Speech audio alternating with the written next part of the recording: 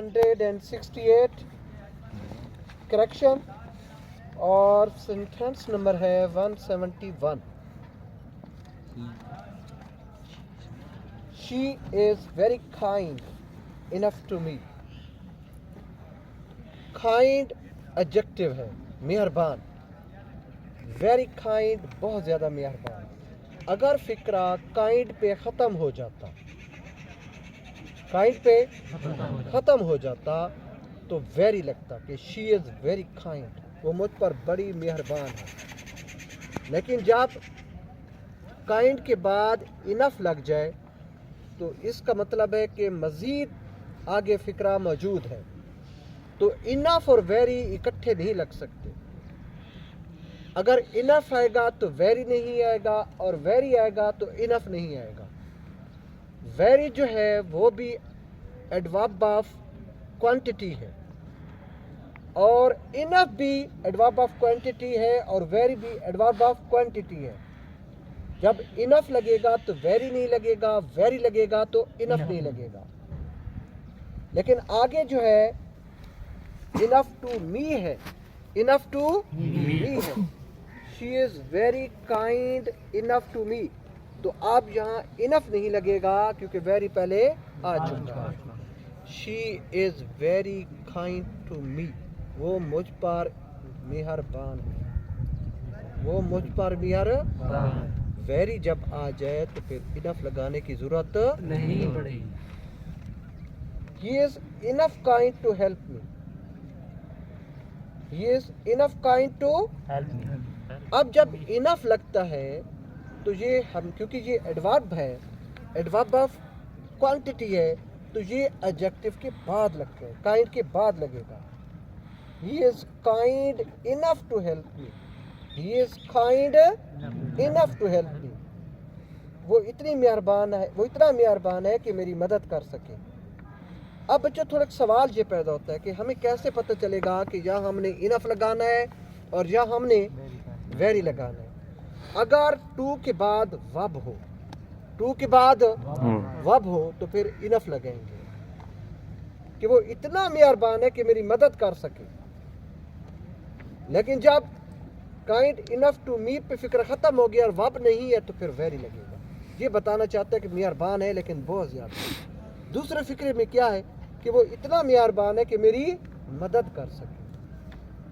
तो जब वब आ गया, अगर टू और इन्फिनिटिव हो, टू के बाद वब हो तो फिर इनफ लगेगा। He helps me frequently, frequently adverb of frequency है। नेवर, ऑफन, ऑलवेज, फ्रीक्वेंटली, ये एडवर्ब ऑफ फ्रीक्वेंसी है। एडवर्ब ऑफ फ्रीक्वेंसी का प्लेस ऑफ एडवर्ब जो है कि ये एडवर्ब हमने कहाँ लगाना होता है, ये हमेशा फ़ैल के बाद होता है। अगर सिर्फ वर्ब हो तो फ़ैल के बाद, अगर हेल्पिंग वर्ब हो, हेल्पिंग वर्ब हो तो फिर हेल्पिंग वर्ब के बाद, फिर हेल्पिंग वर्ब के बाद। ही फ्रीक्वेंटली हेल्प्स मी, ही फ्रीक्वेंटली हेल्प्स मी, वो अक्सर मेरी मदद करता है। ही फ्रीक्वेंटली हेल्प्स मी, वो अक्सर मेरी मदद करता है। He treats the poor friendly, he treats the poor friendly. Friendly adjective है, लवली एडजेक्टिव है, तो इनका एडवर्ब बनाने का ये तरीका है कि इनसे पहले इन आ और फ्रेंडली और लवली के बाद मैनर जवे। In a friendly manner, in a lovely manner, in a friendly way, in a lovely way. और फिक्र कैसे फिर बनेगा? He treats the poor in a friendly manner या इन अ फ्रेंडली वे, वो दोस्ताना अंदाज से गरीबों के साथ पेश आता है। She walks lovely, she walks lovely. Lovely फिर एडवर्ब नहीं है। ये ज़रूरी नहीं होता कि जिस फिक्रे के जिस वर्ड के आखिर पे एल वाई हो वो एडवर्ब ही हो। लवली, कवर्डली, निगर्डली और फ्रेंडली, लवली, निगर्डली, कवर्डली, हालांकि इनके आखिर पे एल वाई है, लेकिन ये एडजेक्टिव हैं, एडवर्ब नहीं है। तो इनका फिर कब, तो सवाल ये पैदा होता है कि ये तो एडजेक्टिव है, तो इनको एडवर्ब के तौर पर कैसे इस्तेमाल होगा? इन सब का एक ही असूल है, in a friendly manner, in a friendly way, in a lovely manner, in a lovely way, in a cowardly manner, in a cowardly way, in a niggardly manner, in a niggardly way. तो ये इनका adverb बनाने का तरीका है, क्योंकि जो adjective जिनके आखिर पे एलवाई हो उनको जब एडवर्ब बनाना होता है तो इनके साथ in a friendly manner, in a friendly way, in a niggardly manner, in a niggardly way, in a lovely manner, in a lovely way, तो in a cowardly manner, in a cowardly way. तो ये उनका adverb बनाने का तरीका है। तो यहाँ फ्रेंडली और लवली है तो इनके साथ इन अ फ्रेंडली मैनर या वे, इन अ लवली मैनर या lovely way. He treats the poor in a friendly manner. She walks in a lovely manner. वो गरीबों के साथ दोस्ताना अंदाज से पेश आता है, वो बड़े प्यार के अंदाज से चलती है। Neither he comes nor goes. Neither और nor ये correlative, जहाँ neither लगेगा वहाँ nor जरूर लगेगा। तो neither और nor का ये तरीका होता है कि फ़ैल के बाद neither लगा दे। He neither comes, he neither comes nor goes. वो ना आता है और ना जाता है। या बच्चों इसका ये तरीका है कि अगर इनको शुरू में लगा लो तो टेंस के मुताबिक डज, डू या डिड लगेगा। प्रेजेंट इंडेफिनिट वहद होगा तो डज लगेगा। प्रेजेंट इंडेफिनिट जमा प्रोनाउन होगा तो डू लगेगा। अगर पास्ट इंडेफिनिट होगा तो डिड लगेगा। तो यहाँ प्रेजेंट है और फ़ेल हमारा क्या है? ही है। तो ही के साथ क्या लगता है? Does. Neither does he come, neither does he come, nor does he गो। ज्यादा तरीका ये अच्छा है। नेदर और नर का अच्छा तरीका यही है कि नेदर और नर के बाद क्या लगा लो? डज लगा लो फ़ेल के मुताबिक, क्योंकि फ़ेल जहाँ हमारा ही है, थर्ड पर्सन प्रोनाउन है, सिंगुलर है, तो वर्ब की फर्स्ट फॉर्म से की वजह से यहाँ डज लगेगा। फिर आगे वर्ब की फर्स्ट फॉर्म लगेगी, फिर आगे मजीद वर्ब की फर्स्ट फॉर्म के साथ एस, ई एस या आई एस का इजाफा नहीं होगा। Nether does he come, nor does he go, neither does he come, nor does he गो। वो ना तो आता है ना ही जाता है। He ran lest he might miss the train. बच्चों जिस तरह नाइदर नर, आइदर आर, सो दैट के बाद मे और माइट, इसी तरह जहां भी लेस्ट लगेगा ना वहां शुड जरूर लगेगा। लेस्ट के बाद शुड जरूर लगता है। ये एक दूसरे के लिए कोरिलेटिव है। कोरिलेटिव का मतलब है आपस में बाहम लाजुम व मलजूम, एक दूसरे के बगैर इस्तेमाल नहीं होता। लेस्ट लगेगा तो शुड जरूर लगेगा। फिर मजीद बच्चों ख्याल आपने रखना है कि लेस्ट का मतलब होता है कहीं ऐसा ना हो जाए, मबादा, मबादा या कहीं ऐसा ना हो जाए। ना नहीं, नॉट का मीनिंग पहले से लेस्ट में मौजूद है, मजीद नॉट लगाने की जरूरत नहीं है। लेस्ट के बाद सिर्फ शुड लगेगा, नॉट नहीं लगेगा। तो अब फिक्र फिर कैसे ठीक लगेगा? He ran lest he should miss the train. He ran lest he should miss the train. वो तेज भागा कहीं ऐसा ना हो कि वो रेलगाड़ी से रह जाए। He ran lest he should miss the train. वो तेज भागा कहीं ऐसा ना हो कि वो रेलगाड़ी से रह जाए।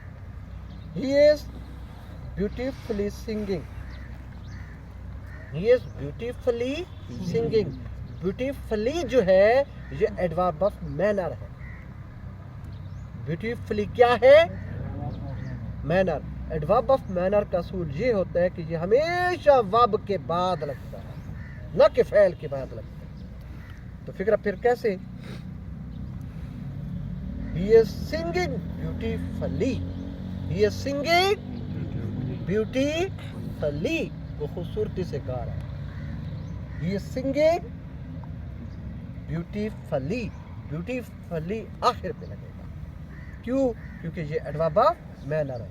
एडवर्ब ऑफ मैनर हमेशा वर्ब के बाद लगता है।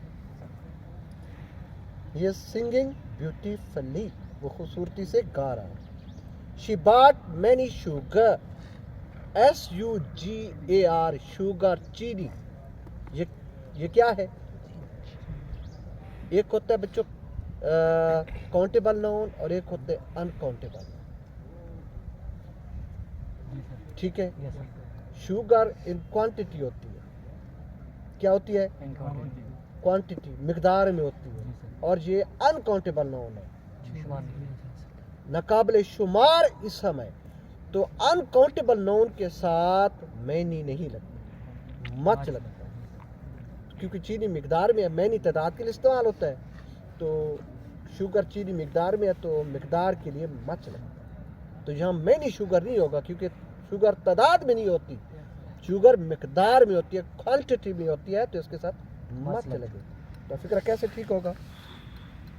शी बॉट मच शुगर, उसने बहुत ज्यादा चीनी खरीदी, मिकदार में, बहुत ज्यादा मिकदार में चीनी खरीदी। She owns much books. अब बुक्स किताबें क्या है? तादाद में, काउंटेबल नाउन है, इनको हम शुमार कर सकते हैं, गिन सकते हैं। तो काउंटेबल नाउन के साथ मच नहीं लगता, क्योंकि वो मिकदार में नहीं होती, तादाद में होती है, तो मैनी लगेगा। मच शुगर होगा और मैनी बुक्स होगा। मच बुक्स नहीं होगा, मैनी बुक्स होगा। क्यों? क्योंकि बुक्स किताबें तादाद में है, इन नंबर में है, काउंटेबल नाउन है, उनको शुमार कर सकते हैं। स्टार के साथ अब बच्चों स्टार के लिए ये है कि अब वो ऐसी तादाद है स्टार्स की कि ना हम उनको गिन सकते हैं, ना वो नाकाबिल शुमार है। तो इस वजह से हम स्टार के साथ ना मैनी लगाएंगे, ना मच लगाएंगे, काउंटलेस स्टार लगाएंगे। क्या लगाएंगे? काउंटलेस, अनन्यूमरेबल, अनगिनत सितारे, क्योंकि वो नाकाबिल है, तो शुमार तो किए जा सकते हैं अलग-अलग, लेकिन वो इस कदर भी तादाद में है कि वो हमारे लिए नामुमकिन है। तो इस वजह से हम उनके साथ काउंटलेस लगाएंगे। Countless star, innumerable star, millions of stars, ऐसे। अब शी ओन्स मैनी बुक्स होगा, वो बहुत सी किताबों की मालिक है। Writing a good book is too much difficult. अब बच्चों बात चीज़ें ऐसी हैं कि वो उनका इस्तेमाल गलत हो जाता है, फिर वो हैबिट फॉर्मेशन बन जाती है और उसका इस्तेमाल ऐसे हो जाता है। हालांकि ग्रामेटिकल प्रिंसिपल के हिसाब से, रूल के हिसाब से वो गलत होता है। मिसाल के तौर पर ये हमेशा टू मच कहा जाता है कि इट इज़ टू मच, ये बेहद ज़्यादा है। हालांकि ये टू मच नहीं होता, मच टू होता है, लेकिन इस्तेमाल टू मच होता है। एक होता है प्रेस्क्रिप्टिव ग्रामर, एक होता है डिस्क्रिप्टिव ग्रामर। डिस्क्रिप्टिव ग्रामर वो ग्रामर होती है जो स्पोकन लैंग्वेज में इस्तेमाल होती है और उसमें रूल्स की जो रेस्ट्रिक्शन है वो नहीं होती। लेकिन जो प्रेस्क्रिप्टिव ग्रामर है ना, prescriptive grammar, here the rules are strictly followed. क्योंकि ये रिटन इंग्लिश में है, तो रिटन इंग्लिश के लिए रूल्स जो होते हैं वो स्ट्रिक्टली फॉलो किए जाते हैं, क्यों? रिटन इंग्लिश में।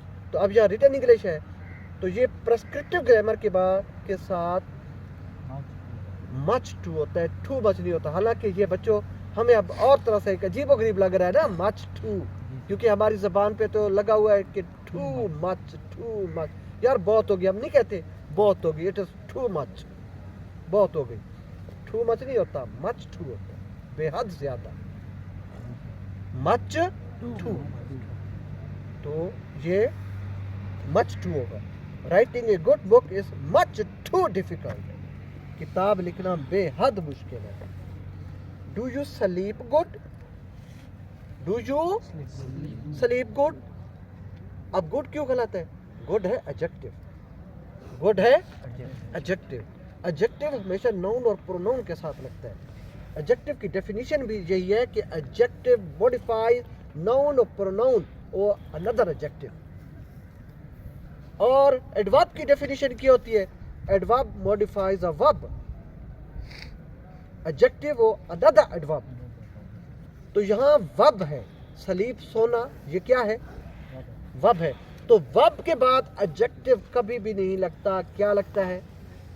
एडवर्ब लगता है। तो गुड और वेल का क्या फर्क है? यही फर्क है। गुड एडजेक्टिव है, गुड ये नाउन और प्रोनाउन को डिफाइन करता है, और वेल जो है ये एडवर्ब है और ये वर्ब को मॉडिफाई करता है। तो स्लीप क्योंकि वर्ब है तो इसके बाद गुड नहीं लगेगा, वेल लगेगा। हाँ, लेकिन कुछ वर्ब ऐसे हैं जिनके बाद फिर एडवर्ब नहीं लगता, एडजेक्टिव जरूर लगता है। वो ऐसे हैं जो हवा से खमसा को ज़ाहिर करते हैं। The verbs that modifies that verb